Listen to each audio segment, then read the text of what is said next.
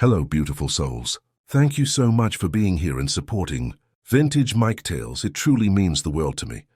Tonight I invite you to make yourself comfortable, relax, and let your heart drift as we dive into a story of love, passion, and courage. The Grand Hall at Harvard's Alumni Gala glowed under crystal chandeliers, their light scattering like diamonds over gowns and tuxedos. The evening had been filled with chatter, laughter, and the clinking of champagne glasses. But all of that faded when the host announced a special performance. The hall grew still. In the center of the stage, beneath a soft spotlight, a young woman stepped forward. Her long black hair cascaded down her shoulders, framing her delicate face. Her eyes, though clouded with blindness, seemed to hold the weight of countless unsung stories. She carried a violin tucked gracefully under her chin, and when the bow touched the strings, the world hushed. The first haunting notes of demons filled the air, not as the audience knew it, but in a form stripped bare, fragile yet powerful. Her voice followed, soft and trembling like the whisper of a prayer, weaving through the violin's melody. It wasn't the performance of a professional seeking applause. It was something deeper, raw, painful, beautiful. James Barrett stood frozen at the edge of the crowd. He had attended the gala to celebrate his graduation, Harvard magna cum laude, with the expectation that he would soon step into the vast empire his father built. He had spent years living under the weight of legacy, prestige, and expectation, but none of that mattered in that moment. His heart pounded not with ambition but with awe. He had never seen, or rather felt, beauty like this. The words of the song, carried by her trembling yet commanding voice, struck him harder than any business lecture or championship basketball game. She sang of inner battles, of unseen wounds, and the violin cried alongside her. The hall was no longer a hall. It was a cathedral, and she its priestess. James's chest tightened. She was blind. He realized it when her eyes did not move, when her hand reached out not to the audience, but to the memory of sound and touch. But if anything, it made her more luminous, more untouchable. When the last note quivered into silence, the room erupted in applause, but James could not clap. He could only stare. Something had shifted inside him, something unexplainable. He had watched empires built. He had played games that set arenas on fire. He had stood in the center of wealth and privilege his whole life, yet none of it compared to this blind violinist who played like she had bared her soul. Her name, he needed her name. Later that evening, James weaved through the crowd of donors, professors and politicians, politely shaking hands but searching desperately. He cornered a professor who had organized the gala. "That violinist," James said, his voice too urgent for a man in his tailored suit. "Who is she?" The professor blinked. "Oh, Angela. Angela Miller. Locals call her Ange. She's from Irvington. Her father owns a small bakery there. Quite the talent, though." "Well, she's blind, poor girl." James frowned at the pity in his tone. "Poor girl, no, she was extraordinary. Can I have her contact?" James pressed. The professor chuckled. "James, you're Barrett's boy. You've got the world at your feet. Don't waste time chasing shadows." I'll find her," James cut him off. And he did. The bakery in Irvington was small, the kind of place where the smell of fresh bread clung to your clothes, and the bell over the door jingled like a song of welcome. James stepped in, his 6'3" frame awkwardly out of place. Among the wooden tables and shelves, lined with pastries, flour dusted the air like snow. Behind the counter, a man with kind eyes and flour-coated hands greeted him. "Morning, sir. What can I get you?" But James's eyes weren't on the pastries. They were on the figure in the corner, seated with a violin resting across her lap. She wasn't playing this time. She was simply touching the strings, her fingers moving lightly, as if they could remember melodies even in silence. "Angela." He approached, his throat dry. "That performance," he said softly, "at Harvard, you were extraordinary." Her head turned, and her blind eyes fixed in his direction. "Thank you," she said, her voice carrying both warmth and a wall of caution. "I'm James," he continued. "James Barrett." There was a flicker of something in her expression, recognition, perhaps or resignation. "Barrett, the Barretts of Boston?" "Yes." Her lips curved, not in a smile, but in something sharper. "Then you shouldn't be here. Why not?" "Because men like you don't belong in bakeries like this. You don't chase violinists who can't see your world." And you don't waste your time with women who'll never fit into your empire." Her words were blunt, like a blade meant to cut him off before he could wound her. James didn't flinch. He leaned closer, his voice steady. "I don't care about empires. I care about the way your music made me feel. I care about the way your voice silenced an entire hall. And I care about knowing the woman who created that magic." Angela's fingers tightened on her violin. "I don't date Mr. Barrett, and certainly not men who come from castles I'll never see." "Then I'll keep showing up," James said, his tone firm but gentle, "until you see that I'm not here out of pity or curiosity. I'm here because something about you won't let me walk away." For the first time her lips trembled, not with amusement, but with something she didn't want to name. She turned her face away. "You should leave." James did leave, but he left behind a single white rose on her table. That night in his family's mansion, James sat in his study staring at nothing but the memory of her voice. He should have been reviewing reports for Barrett Enterprises, preparing to shadow his father in board meetings. Instead, he kept hearing the words of her song, the way her blind eyes seemed to look straight into his soul. A knock at the door. His father entered, sharp in his navy suit, carrying the authority of a man who built an empire from nothing. "So I heard about tonight," Barrett Sr. said, his tone already disapproving. "You went down to Irvington to chase a blind girl?" James's jaw tightened. "Her name is Angela. She's nobody, James. Do you understand that? You're not a college boy anymore. You're the heir to Barrett Enterprises. You'll marry a woman who matches our name, not a violinist from a bakery." "She's not nobody," James said quietly. "She's the only person who's ever made me forget the empire for 5 minutes. That has to mean something." His father's eyes narrowed. "You will forget her, or you will regret it."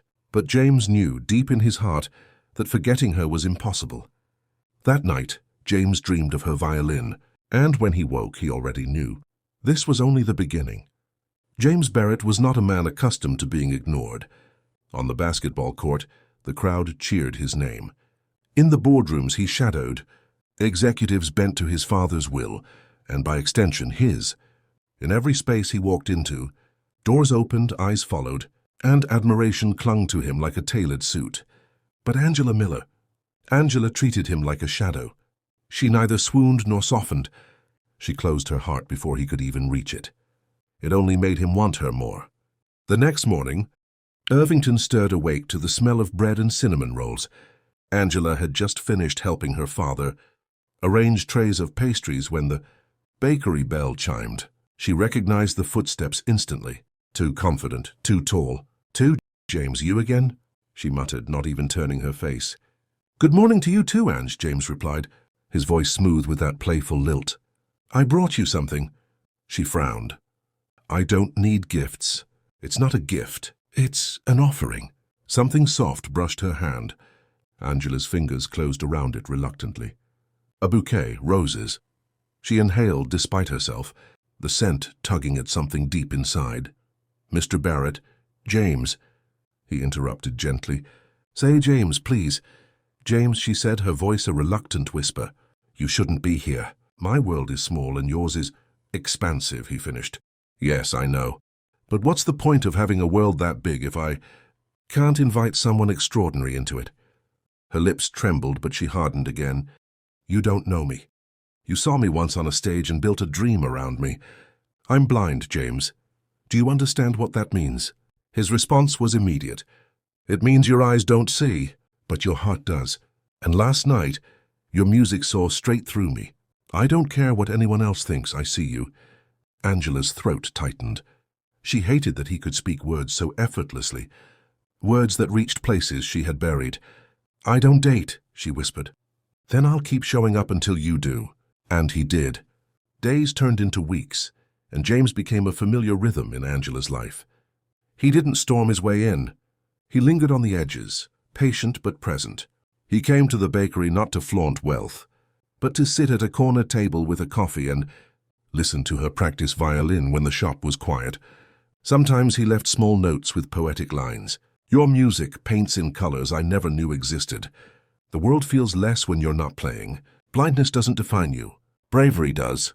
Angela kept them hidden in a drawer, furious with herself for not throwing them away. One rainy afternoon, James appeared outside with no umbrella. Angela heard the doorbell chime and the sound of droplets dripping from his jacket as he stepped inside. "You'll catch a cold," she scolded, though she didn't know why she cared. "Not if you make me tea," he teased. "Rain's worth it if I get to see you." Her heart betrayed her with a flutter. She busied herself behind the counter, hoping he couldn't hear it. When he spoke again, his voice was softer, stripped of charm. "Ange, I don't pity you. Do you understand that? I don't look at you and see blindness. I look at you and see strength, music, fire.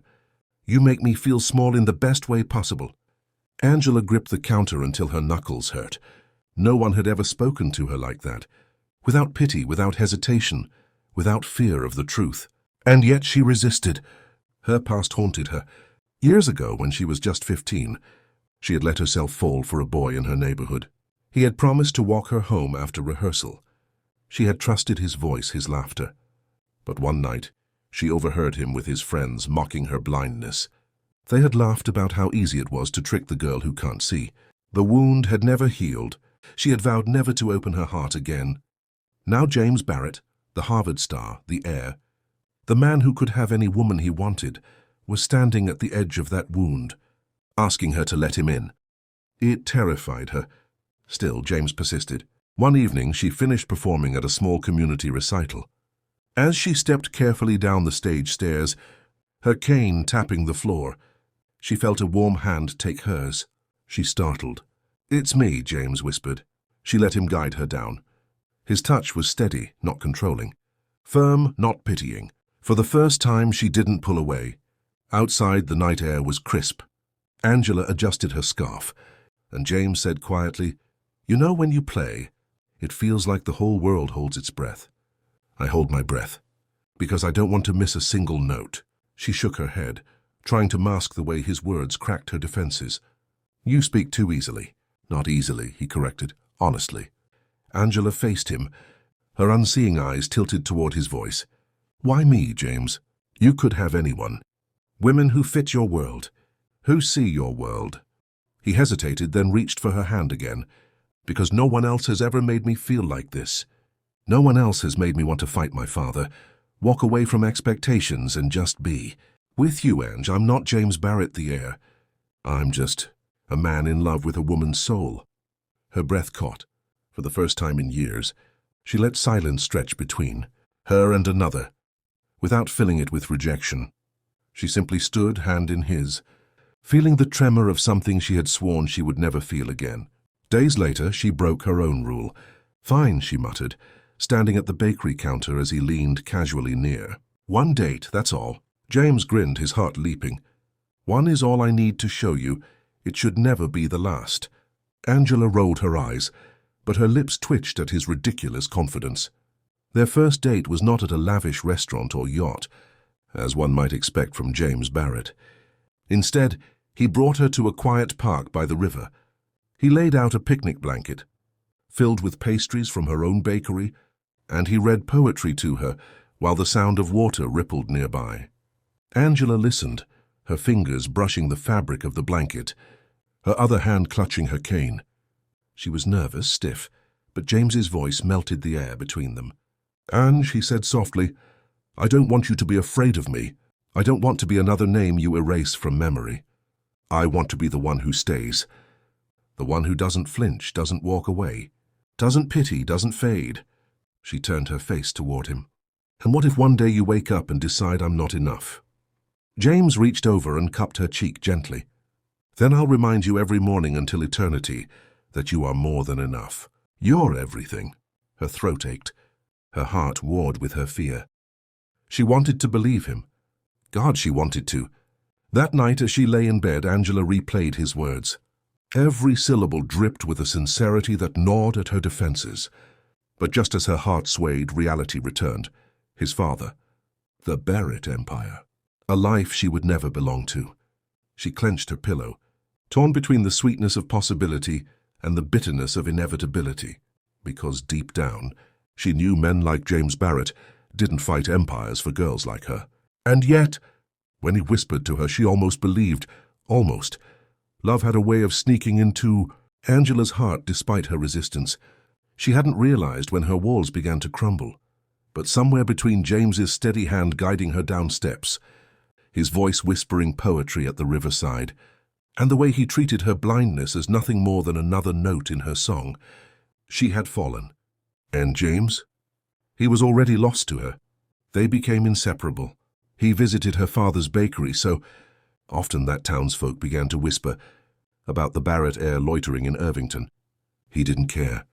He carried trays of bread, helped clean tables, and sat in corners just to listen to Angela play when the shop was quiet.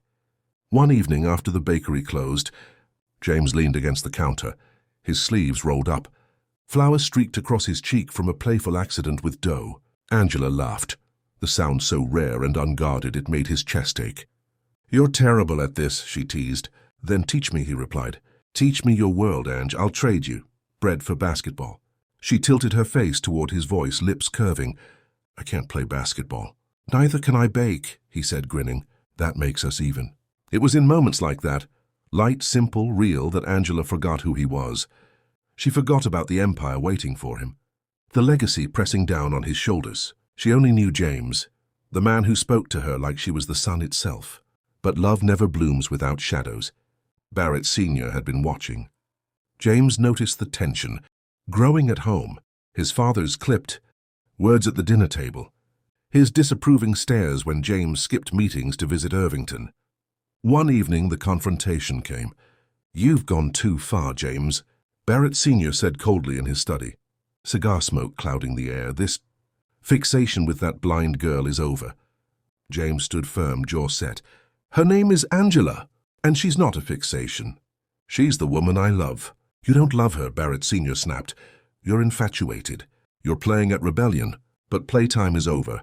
You are the heir to Barrett Enterprises, and you will marry someone who elevates this family, not drags it into pity and disgrace." James's hands curled into fists.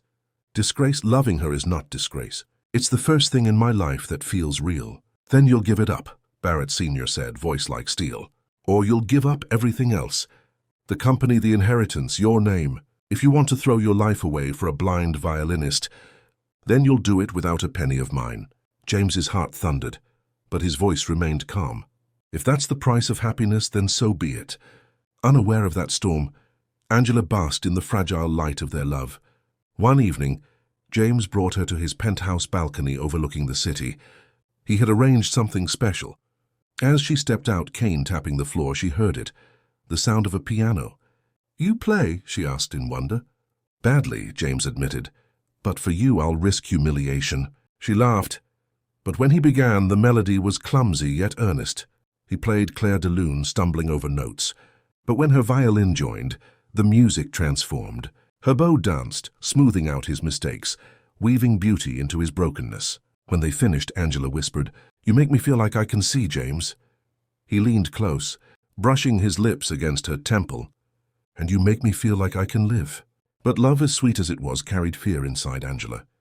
She could not silence the voice that reminded her every night, "He is James Barrett, heir, powerful, rich, and you are a blind girl from a bakery." The truth came crashing down the day she overheard. She had gone to his family's estate reluctantly. For a dinner James insisted would show her his world. While he fetched her a drink, she heard voices from the study. Barrett Sr. and another executive. "If he keeps this up," his father hissed, "he'll destroy everything. I've told him, marry her, and he's cut off. No inheritance, no empire, nothing." Angela's breath caught. Her cane trembled in her grip. "Marry her, cut off, nothing." The words struck her like daggers. Suddenly every smile, every kiss, every promise from James was drowned out by the weight of sacrifice. He would lose everything. And for what? For her? For a woman who could never fit into the glittering halls of his empire. She couldn't let him do it. That night, while James slept peacefully with his arm around her, Angela lay awake, silent tears soaking the pillow. Her heart broke with every breath he took, every warmth he gave. She had to let him go, not because she didn't love him, but because she loved him too much to let him ruin his life. In the morning, she slipped away and wrote him the only goodbye her heart could manage, a poem. "In darkness I feel you near. Your touch ignites a world so clear. Your voice, a melody I trace, love's contours drawn in each embrace. I feel your warmth, a radiant sun. In shadows deep our hearts had won." Your scent, a whispered promise sweet in blindness, love's vast depths I meet. Your hands, my gentle guiding stars, in every touch you heal my scars. You are my sight, my endless song, in love's pure night is where I belong. But I must let you go, my dear, though losing you is all I fear. I'd rather stay in darkness true than let the light cost everything for you. She left the letter on his nightstand, pressed a final kiss to his forehead, and returned to her father's home in Irvington. When James awoke and found the poem, the world shattered. He read it once, twice, 10 times, each line cutting deeper, each word screaming her love and her goodbye. No. His hands shook as he crumpled the page, tears blurring the ink. No, Ange, no.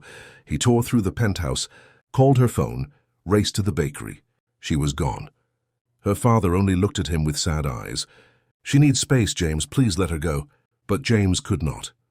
That night, rage burned hotter than grief. He stormed into his father's study, slamming the poem onto the desk. You did this.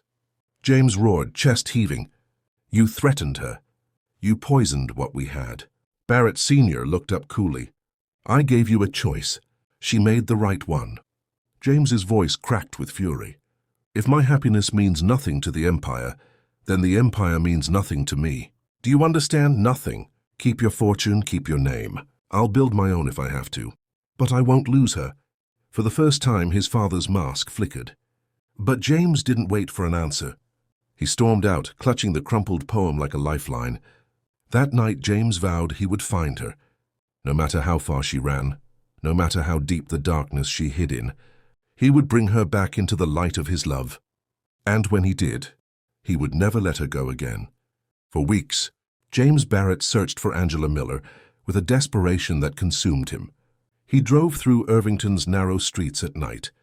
Asked townsfolk, visited every corner of the bakery. He carried her poem everywhere. The paper worn and creased, the words etched into his soul. In darkness I feel you near.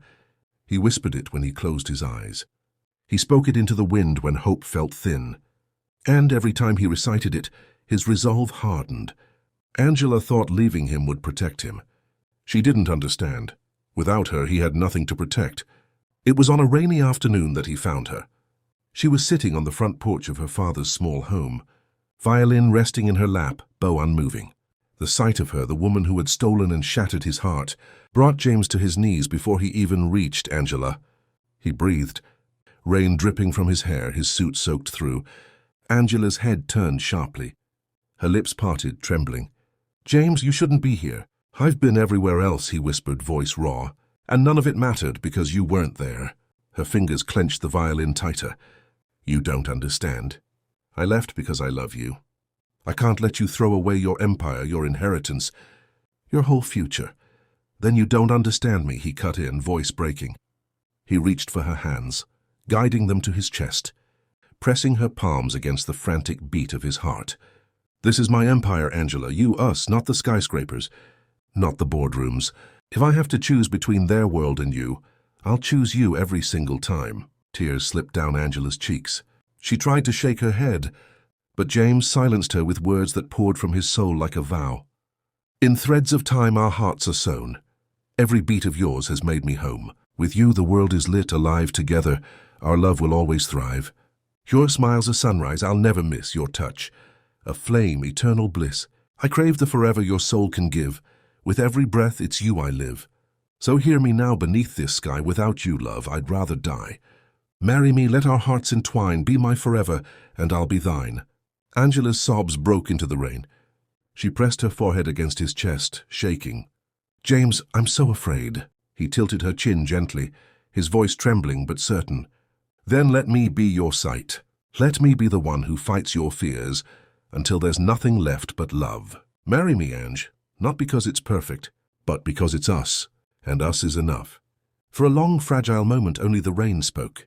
Then, with a shuddering breath, Angela whispered, the words that set James's soul free. Yes. James closed his eyes, holding her as though she were air itself. And under the stormy skies of Irvington, with nothing but love between them, he slid a ring onto her trembling finger. Their wedding was not a spectacle of wealth, but a union of hearts. Angela, in a gown of simple ivory lace, walked down the aisle, guided by her father's steady, and in the music of violins. She had chosen herself. James stood waiting, tears shimmering in his eyes, not caring that the Barrett name had lost its empire the moment he defied his father, because in this moment he was richer than he had ever been. When Angela reached him, she whispered, "Describe me." James's voice broke as he took her hands. "You're everything. You're light in a world that thought it could blind you. Your beauty I'll never stop discovering. You're mine, and I'm yours forever." When they kissed, the applause was thunder. The honeymoon was a dream spun out of moonlight and waves. James whisked her away to a private island, far from the eyes of business partners and disapproving fathers. They walked barefoot along the shore, the ocean kissing their ankles. Angela tilted her head back, feeling the warmth of the sun, while James described the sunsets in vivid colors, gold spilling into crimson, melting into indigo. At night they made love beneath a blanket of stars, skin to skin, breath to breath. James traced her body like a poet writing verses only he could read, and Angela clung to him as though he were the only light she would ever need. Their love was no longer a fragile flame. It was a wildfire, unstoppable, consuming. "Promise me," Angela whispered one night, her cheek resting on his chest. "What?" "That you'll never wake up and regret me." James kissed her hair, his voice low and fierce. "Ange, I'll regret every day I lived before I found you. Never after." 1 year later, the quiet cries of newborns filled their home. Angela held a tiny baby girl in her arms, her daughter's soft breaths brushing her skin, while James cradled their son, twins, a perfect boy and girl, born of love, stronger than empire, stronger than defiance. James kissed Angela's forehead as tears of joy slid down his cheeks. "You've given me the greatest empire of all." Angela smiled, exhausted but glowing. "Our empire." It was on a warm spring afternoon when Barrett Sr. arrived. For the first time, he didn't wear the armor of power. His shoulders sagged, his face lined with regret. He stood at the doorway of their home, uncertain, watching as Angela gently rocked one twin, while James soothed the other. "May I come in?" His voice was hoarse, stripped of command. James stiffened, but Angela's hand reached for his. She gave a small nod. The old man stepped forward, his eyes glistening as he looked at Angela. "I was wrong," he admitted, voice breaking. "I saw blindness and forgot to see the woman. I saw poverty and forgot to see the heart. You've given my son happiness I never could, and grandchildren I don't deserve to hold. But if you'll let me, I want to be part of this family. I beg your forgiveness." Angela, with the grace that had always defined her, extended her hand. "Families aren't perfect, Mr. Barrett, but love makes room. You're welcome here." Barrett Sr. clasped her hand, tears spilling freely. For the first time, James saw not the empire's king, but a father humbled by love. That night, as the twins slept in their cribs, Angela and James sat together on the balcony, the city lights glittering like stars below. "You see?" James whispered, wrapping his arm around her. "We made it. We wrote our own story." Angela leaned her head on his shoulder. "And it's only the beginning." The wind carried the scent of spring blossoms, and James pressed a kiss to her hair, smiling at the life they had built. Not an empire of wealth, but of love, endless, unshakable, eternal. And for James and Angela Barrett, that was more than enough. And that brings us to the end of today's story. A tale of persistence, sacrifice, and a love that triumphed over every obstacle. Thank you for joining me on this journey. Your presence here means more than words can say. If this story touched your heart, don't forget to like, share, and subscribe so you never miss the next one. Until then, keep believing in love, because no matter how impossible it seems, love always finds a way. Vintage Mike Tales.